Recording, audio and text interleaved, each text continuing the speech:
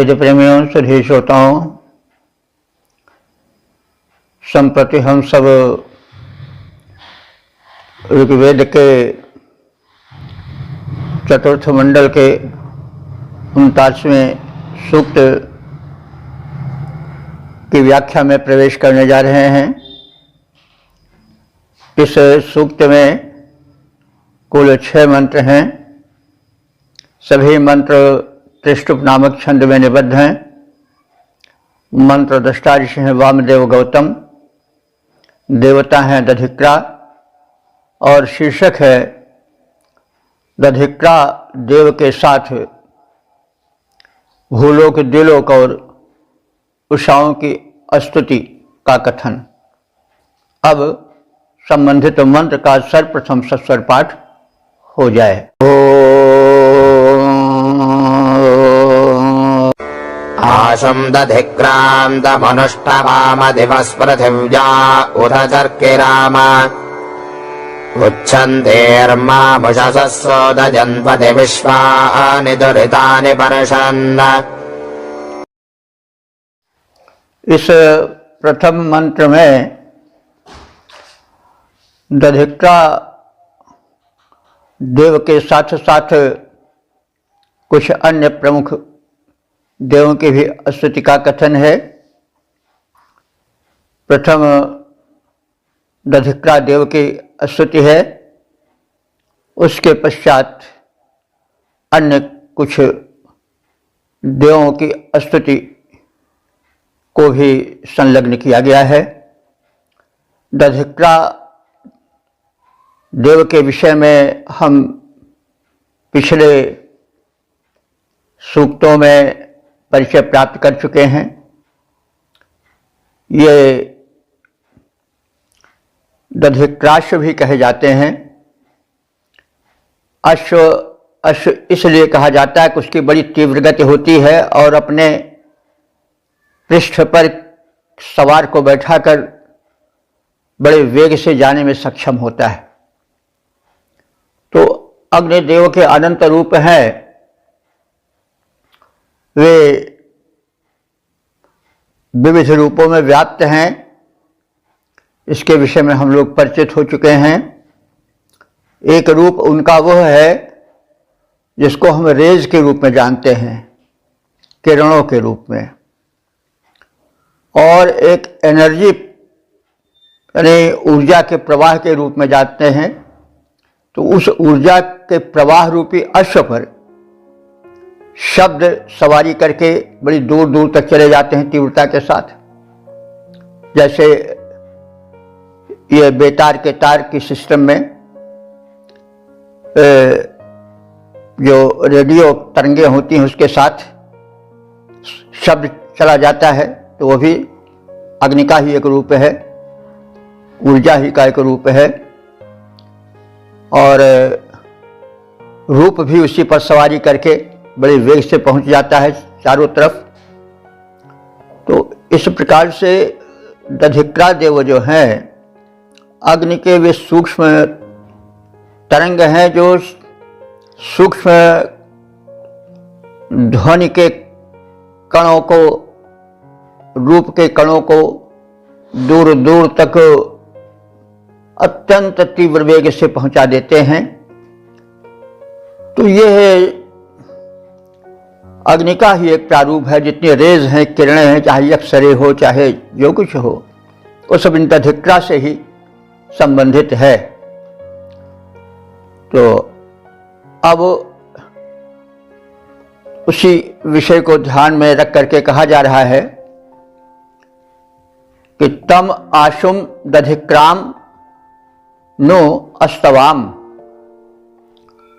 हम उस आशुम माने तीव्रगामी, शीघ्रगामी, दधिक्राम, दधिक्राश नाम की अग्नि की स्तवाम माने स्तुति करें, यानी उस वेगवान दधिक्राश अग्नि की हम स्तुति करें। उत और देवाः पृथिव्याः चर्किराम उसके साथ ही साथ दिवह माने दिलोक, पृथिव्या माने पृथ्वी की, चक्रराम माने प्रशंसा करें, स्तुति करें। उसके साथ ही साथ उच्छन्ति ही उषसा, उदयकालीन उषा की भी स्तुति करें। वे सब सुदयंतु हमें प्रेरणा प्रदान करें ताकि हम शुभ कर्म जीवन में करते जाएं।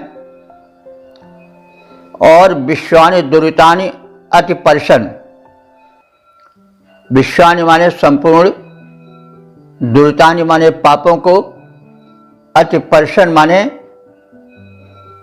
उनसे पार हो जाए, यानी उनसे दूर हो जाए। तो दुरित माने पाप होता है। तो यह ऋषि कामना व्यक्त कर रहा है कि आप सब हमें ऐसे उत्साह से परिपूरित कर दें कि हम संपूर्ण पापों से उस पार चले जाएं। क्योंकि पाप तो एक हो तो भी बड़ा कठिन होता, संपूर्ण पाप तो मतलब बहुत उनकी संख्या हो गई। तो पाप क्या होते हैं? पीड़क होते हैं, और पाप का क्षेत्र बड़ा भारी होता है।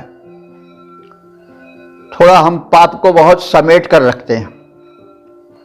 हम समझते हैं किसी की हत्या हो जाना, किसी की चोरी कर लेना, जो खास तौर से बताए गए हैं, किसी को कष्ट देना, और कुछ ऐसे ही एक सीमित क्षेत्र में ही पाप को कैद करके रखते हैं। लेकिन पाप की सीमा असीम है। हम यदि गलत आहार करते हैं, जो प्रकृति ने हमारे लिए निश्चित किया है मनुष्यों के लिए, उसके अतिरिक्त यदि खान पान में हम व्यतिक्रम करते हैं, वे वस्तुएं पीते हैं जो अपेय हैं, वे वस्तुएं खाते हैं जो अखाद्य हैं, अप्राकृतिक ढंग से करके बना करके उनको खाते हैं, तो भी हम पाप करते हैं। क्योंकि जब भोजन जिस प्रकार से होना चाहिए, प्रकृति ने जो भोजन की वस्तुएं और प्रक्रियाएं निश्चित की हैं, उसके जब विपरीत आचरण करते हैं तो वो भोजन जो है वो विष बन जाता है। चाहे ज़्यादा मात्रा में खा लें, चाहे अखाद्य और अपेय को खा पी लें, तो उससे जो रक्त बनेगा वो दूषित रक्त बनेगा, और दूषित रक्त भी शरीर को दोषों से भर देता है और रोग शोक रूप में परिणत हो जाता है। तो इसलिए आवश्यक है कि हम पाप को, दुरित को दूर तक देखें। खान पान में भी हम जब जो निश्चित उसकी मात्रा है, अरे बहुत व्यापक इसका कथन है, ऋत भुक, हित भुक, मित भुक। भोजन के विषय में कहा गया है कि भोजन वह करना चाहिए जो हितैषी हो, शरीर में लगे, जिह्वा के वशीभूत होकर नहीं। तो हित भुक और मित भुक, ठूस ठूस के नहीं खाना चाहिए, थोड़ा खाना चाहिए। कहने का मतलब अल्पाहार ठीक होता है।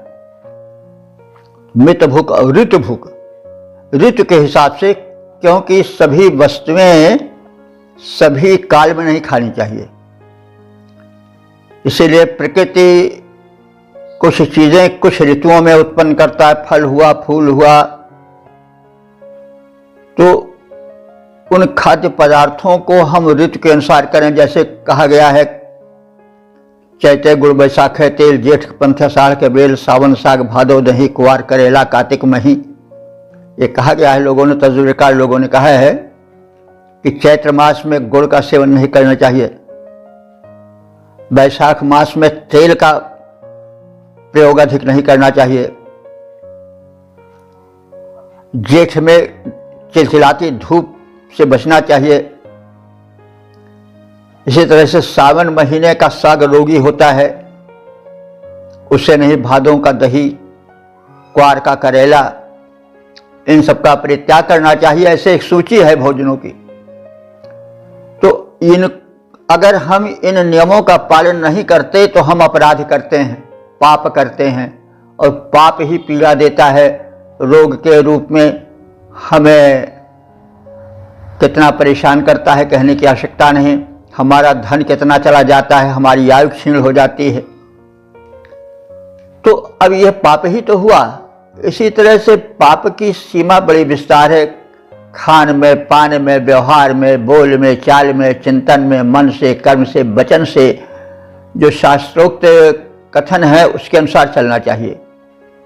गीता में इसका विस्तृत वर्णन है। संभवतः 13वें या 14वें अध्याय में है कि भोजन कैसा होना चाहिए, और भी तमाम विधियां हैं।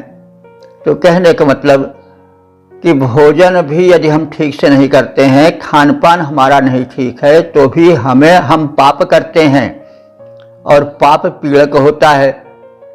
तो बात स्थित हो गई है। इसी प्रकार से सब व्यवहार है, बोलचाल का, उठने का, बैठने का, सोने का, जगने का। रात सोने के लिए बनी है, जगने के लिए नहीं। और दिन बना है तो कर्म करने के लिए, सोने के लिए नहीं। प्रातः तो खर्राटे खींचने ही नहीं चाहिए। तो आदि आदि बातें आप सब जानते हैं, थोड़ा हमने संकेत कर दिया। तो इसलिए दुर्तानी कहा गया है, बहुवचन है पाप का, पापों से बचें। तो इस प्रकार से प्रेरणा भरें आप सब देवता गण जिनका नाम लिया गया है कि हम पापों से बचते रहें ताकि हमारा जीवन पीड़ामय न हो, क्योंकि पाप पीड़क होते हैं। तो हम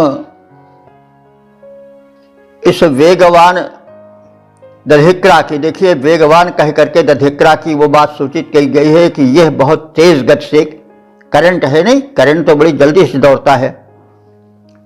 तरंगे, रेडियो तरंगे हुई, कुछ हुई, ये सब बड़ी तीव्र गति से जाती हैं। हम तत्काल फ़ोन किए नहीं, उसकी तरंगें फट से पहुंच गईं। सेकंड कुछ लगे जहां भेजना चाहते हैं वहां।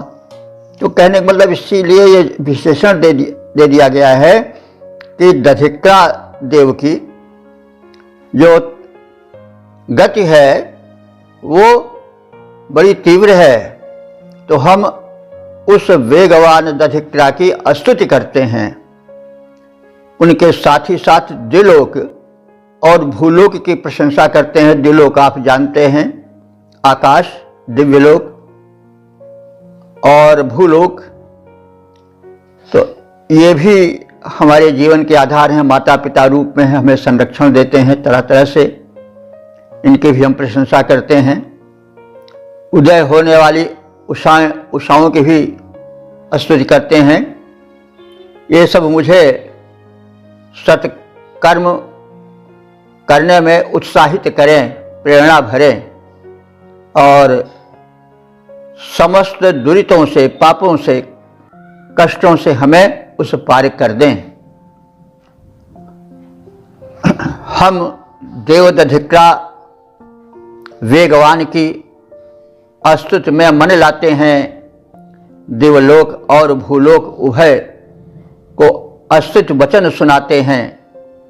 होने वाली जो उदित उषाएं वे हम में उत्साह भरें, साथ साथ ही सकल संकटों से वे मुझको पार करें। ओम वेद प्रेमियों, सुधी श्रोताओं, संप्रति हम सब ऋग्वेद के चतुर्थ मंडल के 39वें सूक्त के दूसरे मंत्र की व्याख्या में प्रवेश करने जा रहे हैं। मंत्र दृष्टा ऋषि वामदेव गौतम और छंद तुष्टुप देवता दधिक्रा हैं।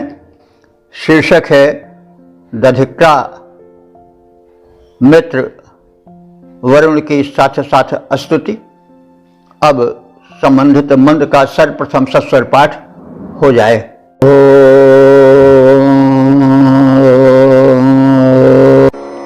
पश्चर्कर्म्यर्वतः क्रतुप्रादधिक्राव्णः पुरवारस्य वृष्णाः यम् पोरुभ्यो दिदिवां सन्दाग्निम् ददधुर्मित्रावरुणातधुरिम्। इस दूसरे मंत्र में दधिक्रा देव के साथ ही साथ मित्र और वरुण देव की स्तुति है। प्रथम दधिक्रा देव की स्तुति है। क्रतुपाह, ये दधिक्रा देव क्रतुप हैं। क्रतुप माने पराक्रमी हैं। उनके पराक्रम को हम पिछले सूक्त में पर्याप्त मात्रा में जान चुके हैं। और महान है। अर्वतः माने शीघ्रगामी है। शीघ्रगामिता के विषय में भी बहुत कुछ बताया जा चुका है। अर्वत माने अश्व होता है, घोड़ा होता है, लेकिन यहाँ पर अर्वत जो है विशेषण बनकर आया है। और घोड़े को, अश्व को अर्वत इसलिए कहा जाता है कि बहुत तेज भागता है और अपने पीठ पर सवार को बैठा कर भागता है। तो अर्वतः माने शीघ्रगामी हैं। कौन है? यह दधिक्राश्व। ये जो दधिक्रा अग्निदेव हैं, जो कि तरंगों के रूप में कथित हैं, करंट के रूप में कथित हैं। इनकी पीठ पर सवार होकर के शब्द या मतलब ध्वनि या रूप आदि चलते हैं और बड़े वेग से पहुंच जाते हैं। इस विषय में काफी कहा जा चुका है। तो ये कैसे हैं? पुरवारस्य, बहुजन प्रिय हैं। कौन? दधिक्राग्निदेव। क्योंकि जीवन में ये हमारे प्रतिक्षण साथी बने रहते हैं, सहायक बने रहते हैं, स्वामी बने रहते हैं। ये वृषण माने बड़े बलशाली हैं। ऐसे दधिक्रावण, दधिक्रा देव की, दधिक्रा, उसी को दधिक्राश्व भी कहा जाता है, दधिक्राग्नि भी हैं कहे जाते। इनके हम चक्कर में माने बार बार स्तुति करते हैं। और इसके साथ ही साथ मित्रावरुण, मित्रावरुण इनका युगल है, प्रायः साथ ही साथ आते हैं मंत्रों में। तो ये वैदिक द्वंद्व है मित्रावरुण में। मित्रावरुणा अगर हम लौकिक संस्कृत में कहते तो मित्र वरुणो कहते, लेकिन वैदिक द्वंद्व में मित्रावरुणा हो जाता है। मित्र और वरुण ये जो देव हैं, तो मित्र जो हैं दिनाभिमानी देव हैं और वरुण जो है वो रात्याभिमानी देव हैं। इसका मतलब यह हुआ कि जो कुछ प्राणी कृत्य करते हैं दिन में, उनका लेखा जोखा मित्र देवता रखते हैं। ये मित्र और वरुण जो हैं वो आदित्य मंडल के देवता हैं। 12 आदित्य हैं, उसी में से उसी के सदस्य हैं मित्र और वरुण। तो ये दिन के कृत्यों का लेखा जोखा रखने वाले प्राणियों के हैं मित्र, और जो निशागत कृत्य होते हैं प्राणियों के द्वारा, उनका लेखा जोखा रखते हैं वरुण देव। तो इन मित्र और वरुण देवों की हम स्तुति करते हैं। ये पुरुभ्यः माने बहुत से मनुष्यों के लिए, अग्निम्ना दीर्घांशम, ये बहुत से मनुष्यों के लिए ये अब विशेषण चल रहा है ऐश्वर्य का। ये बहुत से मनुष्यों को प्रसन्न होकर के ऐश्वर्य प्रदान करते हैं। कैसा ऐश्वर्य प्रदान करते हैं? अग्निम्ना दीदिवांसम, अग्नि के समान तेजस्वी, यानी पर्याप्त ऐश्वर्य संपन्न, चमकने वाले। तो अग्नि जो है वो पावक है, पवित्र करने वाला है। इसलिए धन वैभव को पवित्र करने वाला पावक होना चाहिए। पावक का अर्थ अग्नि होता है, तो अग्नि इसलिए कहा जाता है कि वह पवित्र करता है। तो प्रार्थना ये की जा रही है कि मित्र और वरुण देव ऐसे ऐश्वर्य को प्रदान करने में सक्षम हैं, वे हमें प्रदान करें। वह ऐश्वर्य धनैश्वर्य कैसा हो? अग्निम न दीजवांसम, अग्नि की तरह पवित्र हो, तेजस्वी हो, उद्दीप्त हो। यम अस्तुतिम यम ततुरिम, यम माने जो, ततुरिम कहते हैं संकट से पार लगाने वाला हो। तो कैसा ऐश्वर्य हो कहा जा रहा है कि अग्नि के समान तेजस्वी हो, यानी पवित्र हो, पवित्र करने वाला हो। और कैसा हो? ततुरिम, ततुरिम माने संकटों से पार कर देने वाला हो। ऐसे धनैश्वर्य को ये जो देवद्वय हैं मित्र और वरुण हमें प्रदान करें।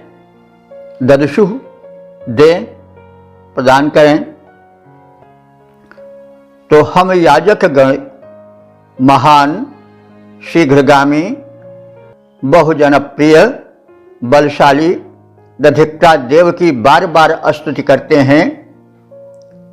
इसके साथ ही मित्र और वरुण देव की स्तुति करते हैं। हे मित्र और वरुण देव, तुम उपासकों को अग्नि के समान तेजस्वी, संकटों से पार लगाने वाले धनैश्वर्य को हमें प्रदान करो, क्योंकि तुम प्रदान करते आए हो। जो है महान, गतिमान, परम, बहुजन प्रिय, बलशाली, उदार, हम याजक गण उन दधिक्र की स्तुति करते बार बार। हे मित्र और हे वरुण देव, तुम दोनों की महिमा अपार। तुम भक्तों को वह धन देते जो संकट से लेता उबार। ओम वेद प्रेमियों, सुधीर श्रोताओं, संप्रति हम सब ऋग्वेद के चतुर्थ मंडल के 39वें सूक्त के तीसरे मंत्र की व्याख्या में प्रवेश करने जा रहे हैं। मंत्र दृष्टारि श्री वामदेव गौतम, छंद त्रिष्टुप, देवता दधिक्राश्व और शीर्षक है निष्पाप बनाने की प्रार्थना। अब संबंधित मंत्र का सर्वप्रथम सस्वर पाठ हो जाए।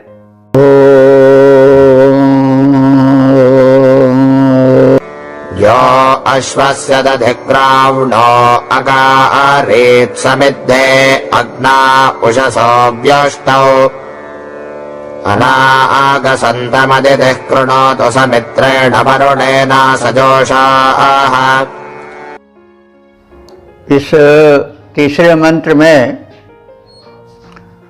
प्रातःकालीन यज्ञ हेतु अग्नि के प्रज्वलन हो जाने पर इन दधिक्राश्व अग्निदेव की, जिनकी विशेषताओं को, शक्तियों को पिछले सूक्तों में पर्याप्त मात्रा में कहा जा चुका है, तो वे दधिक्राश्व जो है परम कृपालु होकर स्तुतिकर्ता यजमान को कल्याण प्रदान करते हैं, धन वैभव से संपन्न करते हैं।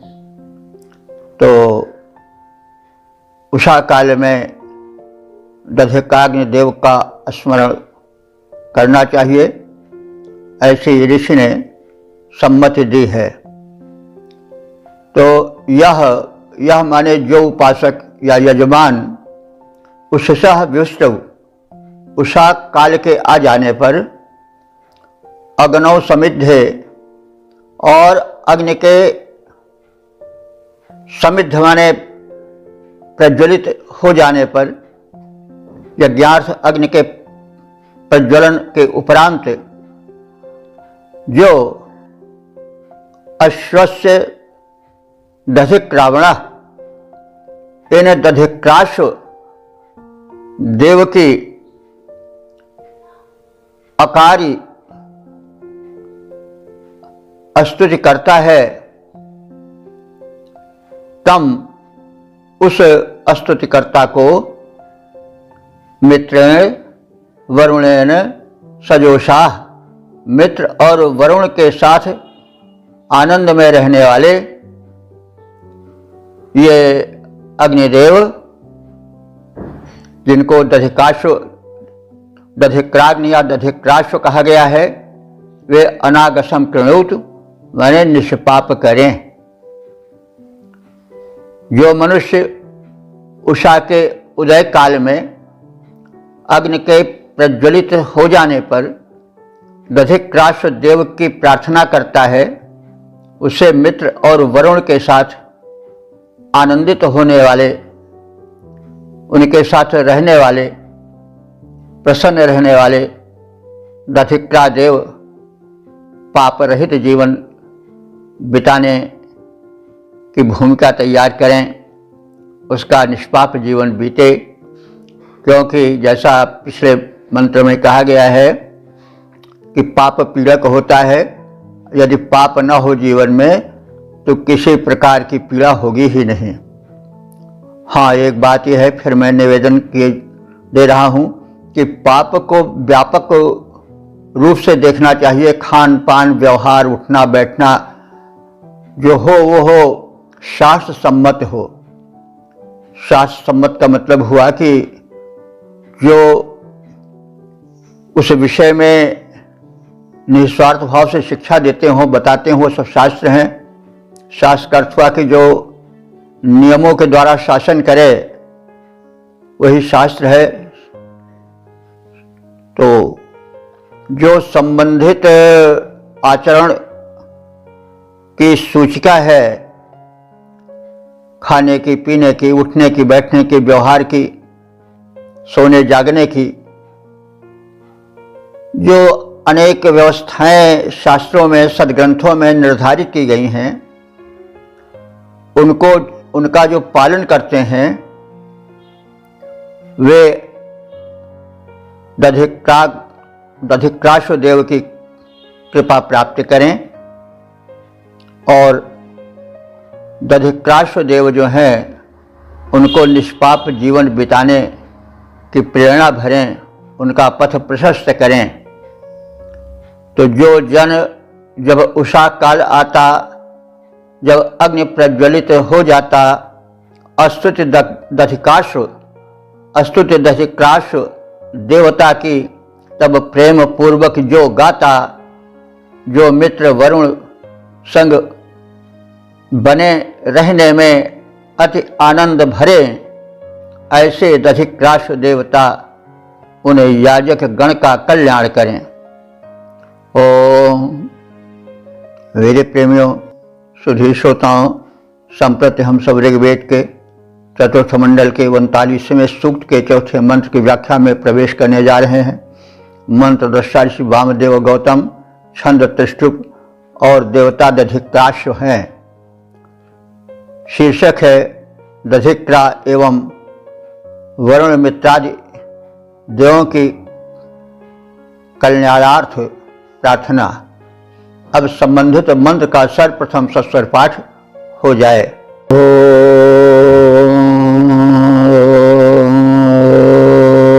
दधिक्राव्ण इष ऊर्जा महाजदमन् महिमरुतान्नाम भद्रम् स्वस्तये वरुणम् मित्रमग्निम् हवामह इन्द्रम् वज्रबाहुम्।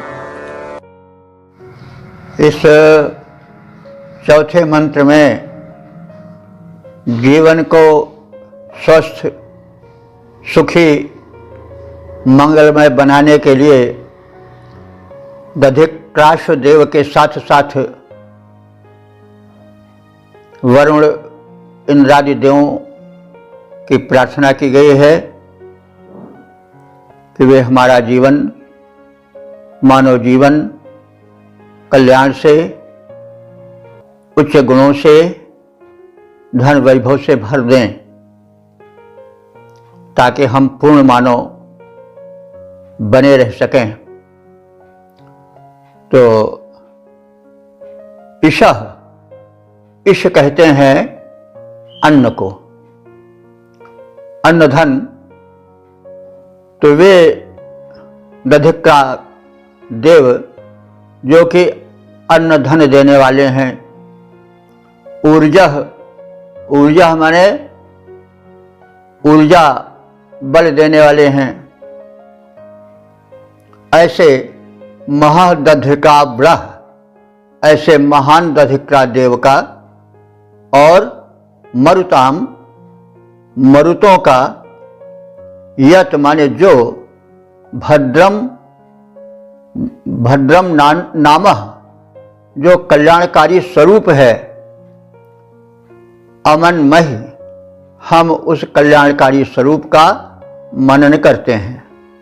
यानी जो अन्नदाता महान दधिक्रा देव का स्वरूप है, जो मरुतों का स्वरूप है, जो कल्याणकारी देवों का स्वरूप है, उस स्वरूप का हम सब मनन करते हैं।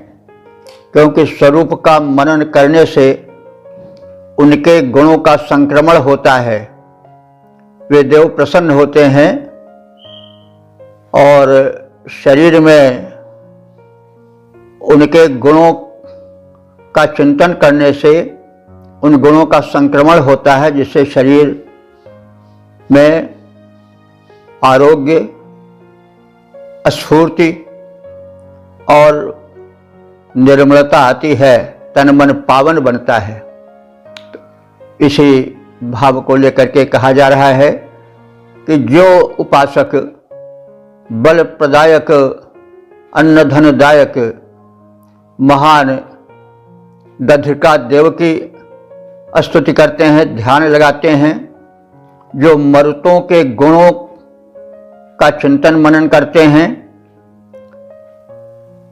वे उनके गुणों को अपने में संक्रमित करते हैं। और वरुणम मित्रम अग्निम, वरुण मित्र और अग्निदेव तथा वज्र ब्राह्म इंद्रम, जिनके भुजाओं में वज्र है धारण किया गया है, ऐसे इंद्रदेव जो हैं वो स्वस्थ कल्याण के लिए हवा में बुलाए जा रहे हैं। यानी हम सब उनको कल्याण के लिए बुलाते हैं। तो अन्न देने वाले, बल प्रदान करने वाले महान दधिका देव का और मरुतों का जो कल्याणकारी स्वरूप है उन सब का, उसका हम चिंतन मनन करते हैं, ताकि उनके गुणों का संक्रमण हमारे शरीर में हो सके, हमारा तन मन स्वच्छ और बलवान बन सके।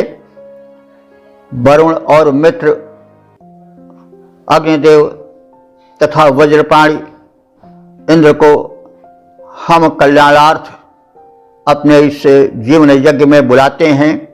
वे हमारे जीवन में मंगल और कल्याण भरें, हमें स्वस्थ और सुखी बनाएं, संपन्न बनाएं। जो अन्न और बल देते हैं, जो परम महान कहते हैं, उन देव दधिक्रा मरुतों की छवि पर हम ध्यान लगाते हैं। जो वरुण मित्र पावक महान, जो इंद्र हाथ में वज्र धरें, हम उन्हें बुलाते हैं सादर, वे हम सबका कल्याण करें। ओम वेद प्रेमियों सुधीर श्रोताओं, संप्रति हम सब ऋग्वेद के चतुर्थ मंडल के 39वें सूक्त के 5वें मंत्र की व्याख्या में प्रवेश करने जा रहे हैं। मंत्र दृष्टा ऋषि वामदेव गौतम, छंद त्रिष्टुप, देवता दधिक्रा शो हैं। शीर्षक है प्रमुख देवों के मध्य दधिक्रा देव का स्थान। अब हम संबंधित मंत्र का सस्वर पाठ करें।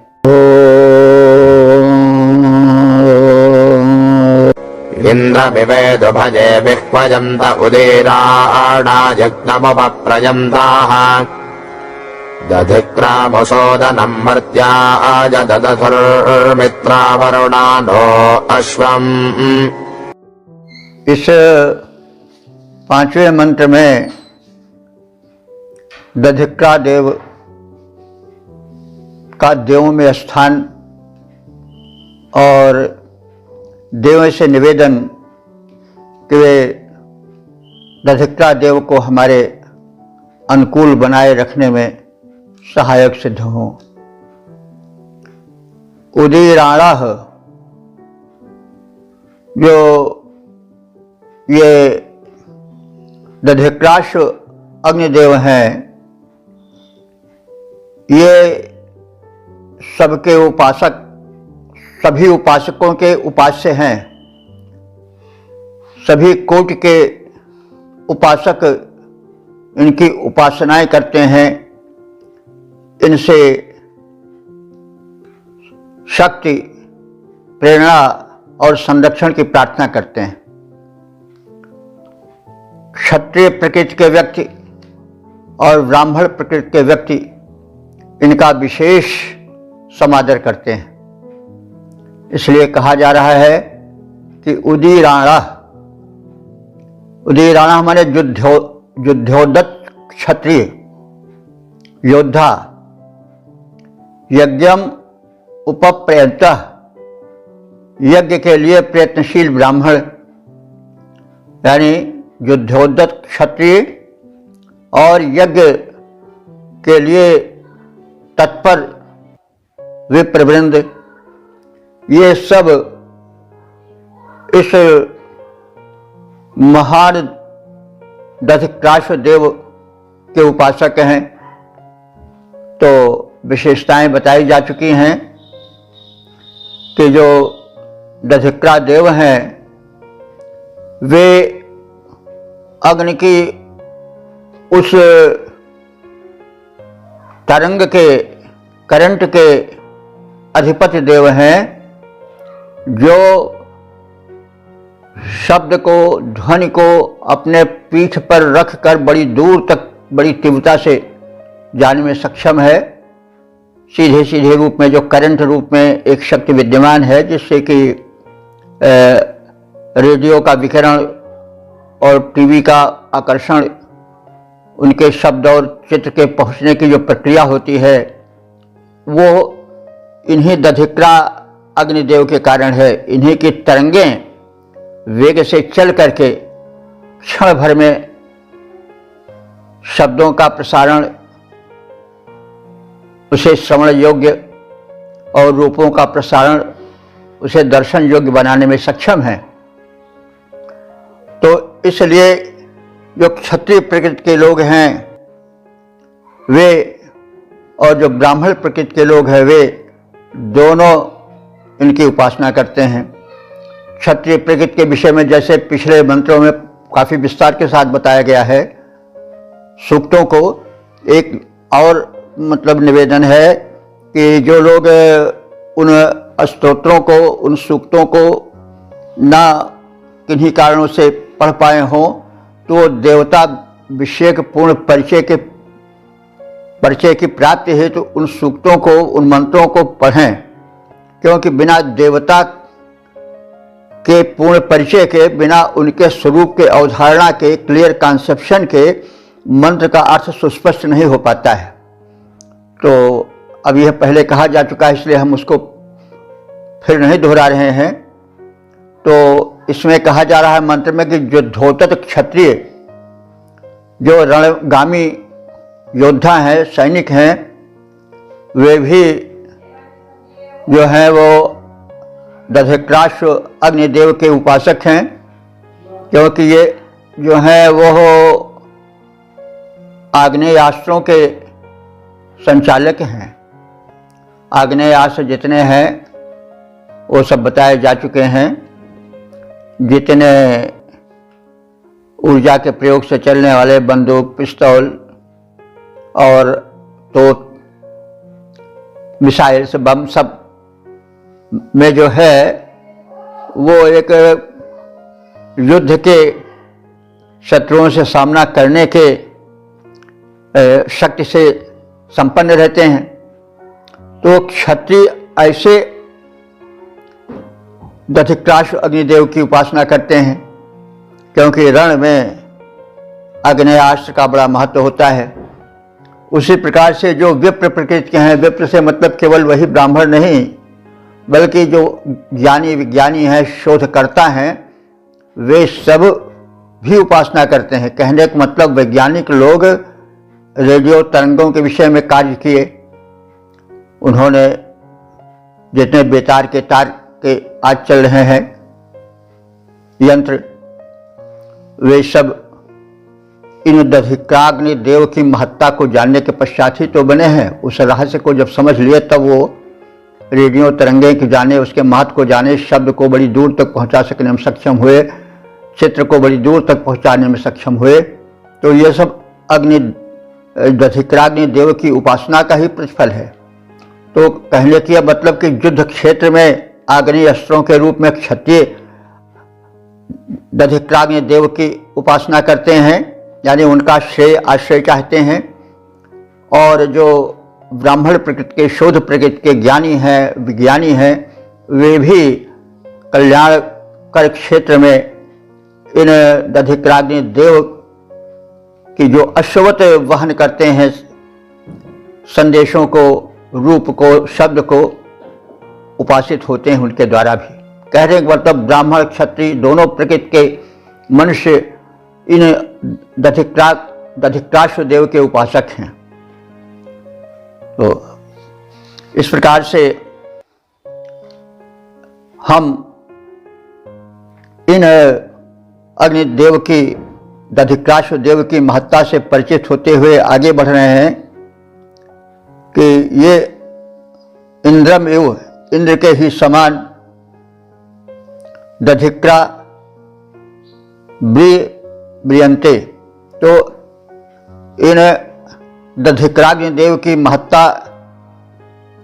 इतनी अधिक है, उनका महत्व इतना बढ़ चढ़कर है कि इंद्रम इव, जैसे हम उपासक इंद्र की उपासना करते हैं, तत्परता पूर्वक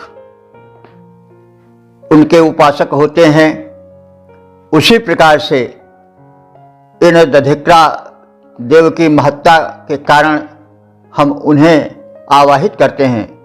विहोवन्ते माने विशेष रूप से आवाहित करते हैं।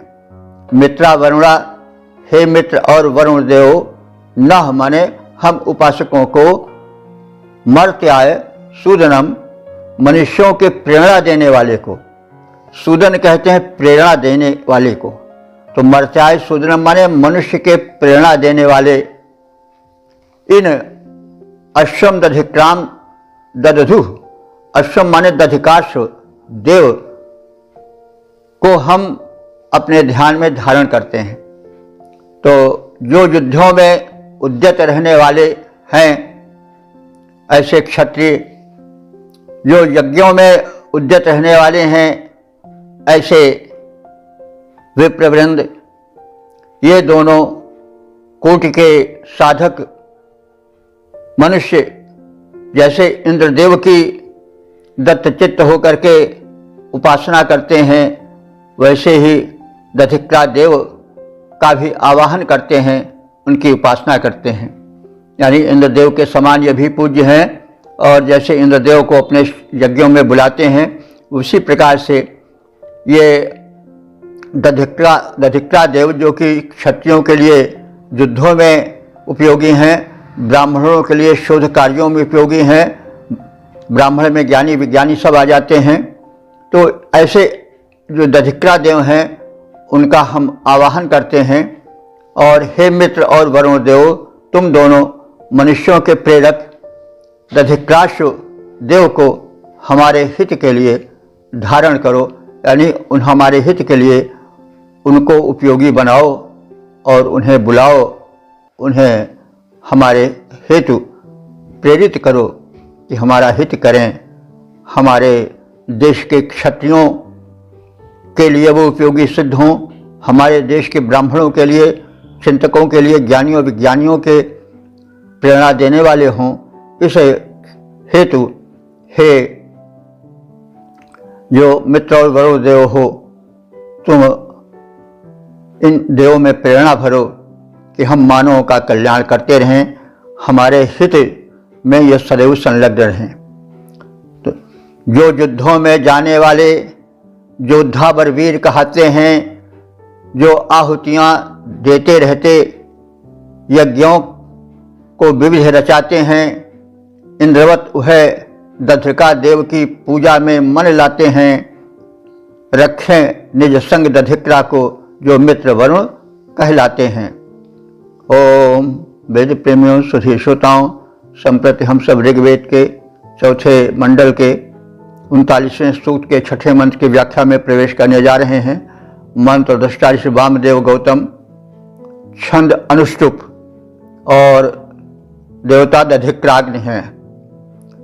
शीर्षक है दधिक्रा से आयुष्य और आरोग्य हेतु प्रार्थना। अब संबंधित मंत्र का सर्वप्रथम सस्वर पाठ हो जाए।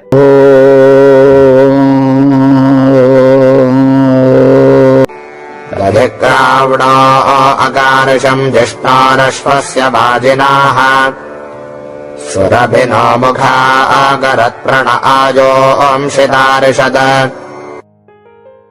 इस छठे मंत्र में जो समापन का मंत्र है उसमें इन दधिक्राश अग्निदेव से आयुष्य की और सशक्त इंद्रियों की और आरोग्य की कामना की गई है, प्रार्थना की गई है। तो जिष्णोह कहते हैं विजयशील को, विशेषण है यह दधिक्राश अग्निदेव का। तो जो दधिक्राश अग्निदेव विजयशील हैं, विजयी हैं, विजय दिलाने वाले हैं, अश्व से जो अश्व के सदृश तीव्रगामी हैं और व्यापक हैं, जो वाजिना बलशाली हैं, ऐसे दधिक्रावण, ऐसे दधिक्राश देवता की अकारिशम हम सबने स्तुति की है। अब उसका प्रतिफल वे हमें दें और उस प्रतिफल के रूप में वे नह मुखाद सुरभिम करत, वे हमारे मुखाद इंद्रियों को सुरभित करें, महका दें, मतलब उनको यशस्वी बनावें कि हमारे मुख से जो वचन निकलें वो इतने प्रभावशाली और लोक मंगलकारी हों कि हम उसके कारण महकें। तो महकने का अर्थ हुआ कि यश का विस्तार होना। तो ऐसा कहा जाता है कि उनका यश चारों ओर महक रहा है, चारों ओर गमक रहा है। तो सुयश के चारों ओर प्रसार के अर्थ को अभिव्यक्ति देता है कि सुरभित होना।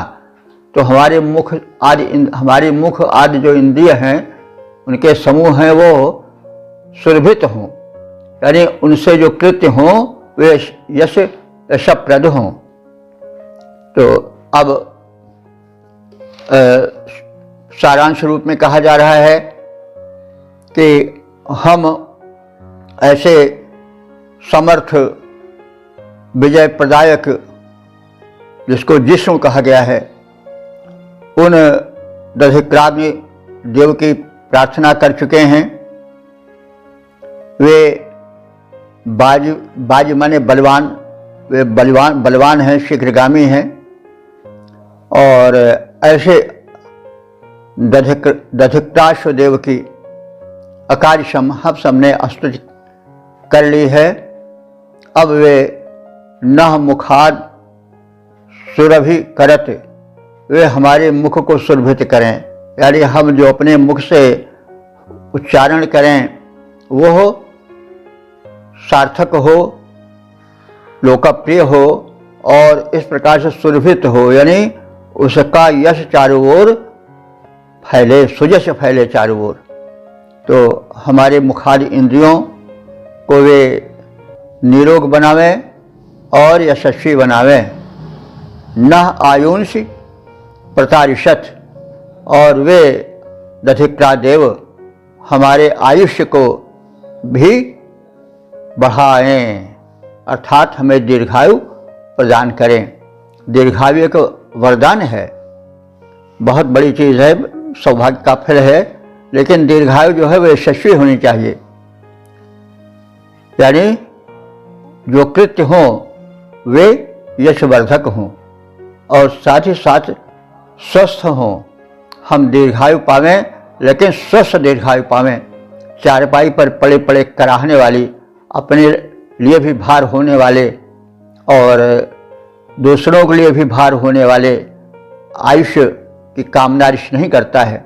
वो ऐसे आयुष्य की कामना करता है जो स्वस्थ हो, सुखद हो, अपने लिए भी और दूसरों के लिए भी, और उस शरीर के इंद्रियों द्वारा, मुखादि द्वारा जो कुछ कृत्य हो वो उत्तम हो और चारों ओर प्रशंसित हो। ऐसे दीर्घायु की कामना ऋषि कर रहा है और तदर्थ वह दधिक्रास्व देव से प्रार्थना कर रहा है कि हम उनकी प्रार्थना कर चुके हैं, अब ये हमारी इस विनय को सुने और हमें दीर्घायु और यशस्वी जीवन प्रदान करें। विजयी व्यापक बलशील दधिक्रा की स्तुति की सुखकारी हम सब ने, विजयी व्यापक बलशील दधिक्रा की स्तुति की सुखकारी वे करें इंद्रियां रोगहीन आयुष्य प्रदान करें भारी। तो इस प्रकार से हमने इस समापन वाले मंत्र का संक्षिप्त ज्ञान प्राप्त किया। अब हम इस सूक्त के विषय में संक्षिप्त ज्ञान प्राप्त कर लें। इस सूक्त में 6 मंत्र थे जो व्याख्यायित हो चुके हैं। अब तक ले कुल व्याख्यायित मंत्रों की संख्या 3494 हो चुकी है और इस 6 मंत्रों में दधिक्रा देव की स्तुति के साथ साथ मित्र, वरुण, मरुत, इंद्र आदि की भी स्तुति हैं और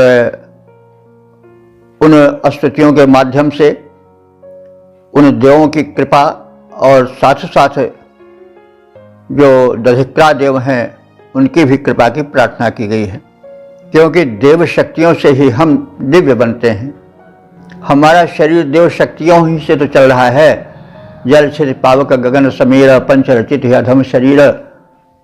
तो यह जो शरीर है मनुष्य का वो इन्हीं देव शक्तियों के आधार पर निर्मित है। जब ये देव शक्तियां रुष्ट हो जाती हैं तो हमारा शरीर रुग्ण हो जाता है।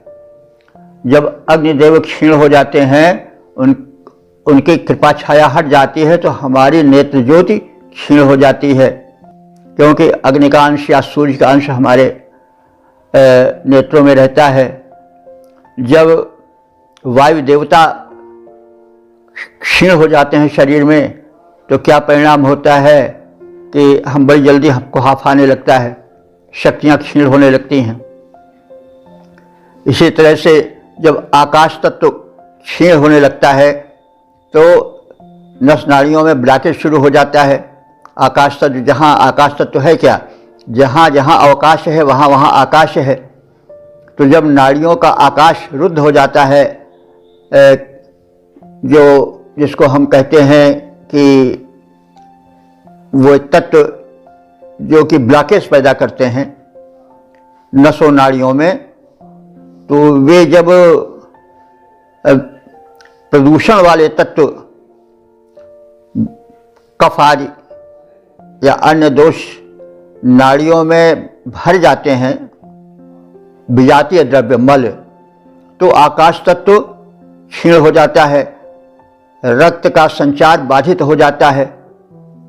यही रक्त के संचार का बाधित होना ब्लड प्रेशर है, ब्लॉकेज ही ब्लड प्रेशर है, हार्ट फेल्योर का वही कारण है, विविध रोगों का वही कारण है। तो आकाश तत्व क्षीण नहीं होना चाहिए। आकाश तत्व का अर्थात हुआ कि हमारे शरीर में जहाँ जहाँ अवकाश है नस नाड़ियों सब आकाश तत्व ही है। इसी तरह से वायु तत्व है, प्राण के रूप में सब है, तो उसी में दधिक्रा भी है। अग्नि भी तो तत्व है। हमारी जठराग्नि जब कम हो जाती है तो भोजन नहीं पचता है, भोजन नहीं पचता है तो मनुष्य बचता नहीं, जब पचता नहीं तो बचता नहीं। तो इस तरह से कहने का मतलब हुआ कि हमें देव कृपा की परम आवश्यकता है, और जो देव सटीक और सार्थक और प्रत्यक्ष देव हैं, जिनको हम देखते मानते तो हैं लेकिन जिनके प्रति श्रद्धा का अभाव है, और श्रद्धा के अभाव के कारण हम उनकी महत्ता का अनुभव नहीं कर पाते हैं ठीक, इसलिए तरह तरह से परेशान होते हैं। देखिए, 2 चीज होती है उपासना में, यथार्थ और श्रद्धा। जैसे हम थोड़ा स्पष्ट रूप से कहना चाह रहे हैं कि मंदिरों में, मस्जिदों में, मूर्तियों में आस्था है हमारी, लेकिन वो यथार्थ नहीं है। उसमें हमारी आस्था काम कर रही है कि हमें मूर्ति में भगवान मिल जाएंगे, उनकी कृपा मिल जाएगी। लेकिन वास्तव में है तो वो पाषाण खंड ही। मस्जिद भी तो ही है, ईंटों का या इसी प्रकार से बना हुआ एक ढांचा है। मंदिर भी वैसे ही है, गिरजाघर भी वैसे हैं। वे रहें न रहें कोई फर्क नहीं पड़ता है, टूट जाए तो भी दुनिया में कोई फर्क नहीं पड़ेगा।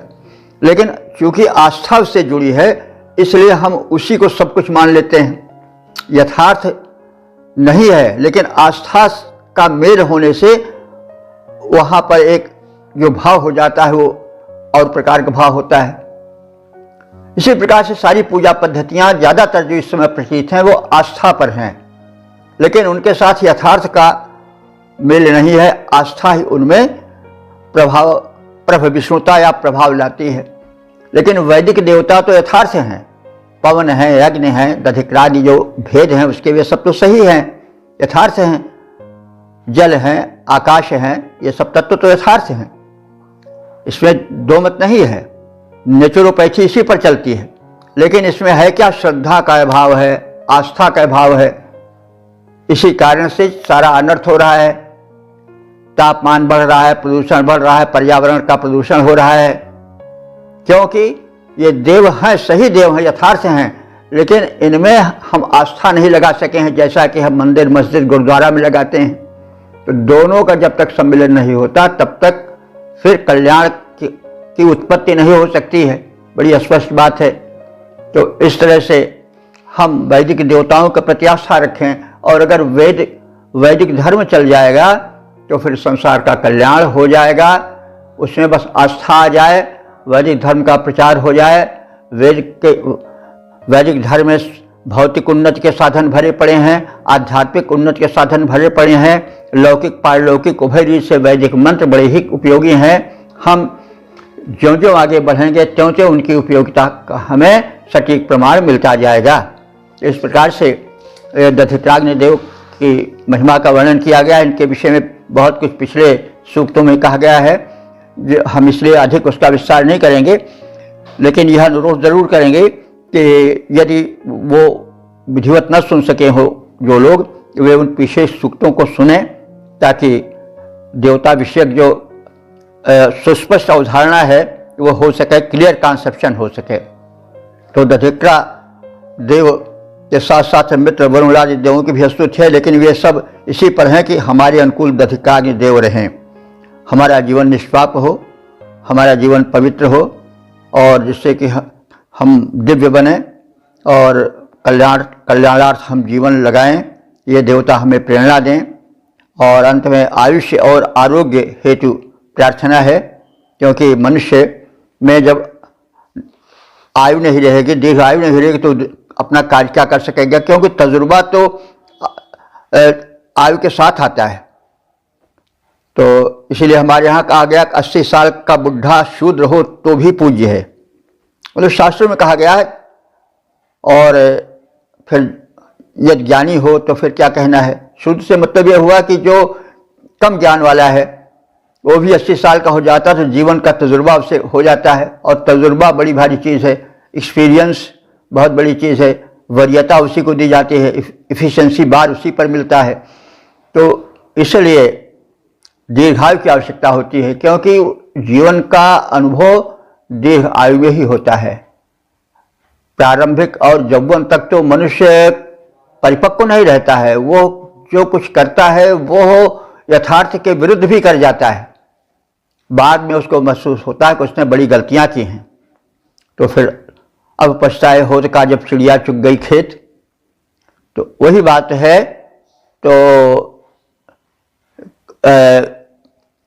यह कहा गया है कि ये देवता हमको प्रबोध दें, यानी समझदारी दें, तत्व ज्ञान दें, और हमारे आयुष्य का संवर्धन करें, हमें आरोग्य प्रदान करें। क्योंकि अगर आरोग्य नहीं रहा तो फिर शरीर किस काम का? शरीर तो भार रहेगा, सांसें लेता हुआ शव रहेगा। इसलिए आरोग्य परम आवश्यक है। हमारा शरीर भी रोग रहित रहे और हमारा मन भी रोग रहित रहे, यानी हमारा मन स्वस्थ हो, हमारा तन स्वस्थ हो। स्वस्थ हो तो यही संपूर्ण स्वास्थ्य है। संपूर्ण स्वास्थ्य वह है जिसका तन और मन दोनों स्वस्थ हो, जो प्रसन्न रहे। प्रसन्न चेतसा ह्याशु बुद्धि परिवर्तिष्ठते। प्रसन्न जब तक चित्त नहीं है तब तक मनुष्य की बुद्धि जो है वो स्थिर नहीं हो सकती, स्थिर प्रज्ञ तब तक नहीं हो सकता। तो इसलिए तन और मन दोनों का स्वस्थ रहना आवश्यक है और ऋषि दोनों प्रकार के स्वास्थ्यों की कामना करता है और विविध देव शक्तियों की वो प्रार्थना करता है। तो इस सूक्त में मुख्य रूप से प्रार्थना है दधिक्रा देव की, लेकिन उसके साथ साथ अन्य देव शक्तियों की भी प्रार्थनाएं हैं ताकि वे सब मिलजुल करके हम मानव के जीवन को दिव्य बनाएं। ओम सर्वे भवन्तु सुखिनः, सर्वे सन्तु निरामयाः, सर्वे भद्राणि पश्यन्तु, मा कश्चित् दुःखभाग् भवेत्।